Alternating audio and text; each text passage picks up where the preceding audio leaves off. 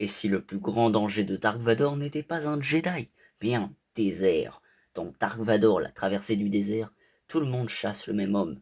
Dark Vador, un assassin, des esclavagistes, et même d'anciens alliés. Leur cible, le Jedi Das Genir. Après avoir échappé à un contrôle impérial, Das Genir s'écrase sur Pryn, une planète où survivre est déjà un exploit. La chaleur est écrasante, l'eau est rare, et sa seule alliée, Ember Shankeli, est capturée par une caravane d'esclavagistes. S'il veut la sauver, il devra traverser un véritable enfer. Mais Das n'est pas seul dans cette course. Un redoutable chasseur de primes nommé Falco Sang veut toucher la récompense sur sa tête. D'anciens compagnons tentent aussi de le retrouver, et surtout, Dark Vador est sur sa piste. Pour le Seigneur Noir, un Jedi survivant est une menace qui doit disparaître.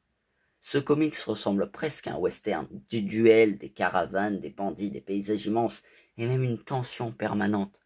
Chaque rencontre peut être la dernière. Même si Dark Vador apparaît finalement assez peu, sa présence plane sur toute l'histoire. Et c'est justement ce qui rend le récit si efficace. La traversée du désert est avant tout une aventure de survie où un Jedi traqué comprend qu'après l'Ordre 66, la plus difficile n'est pas de gagner un combat, c'est de rester en vie. À bientôt pour de nouveaux comics Star Wars.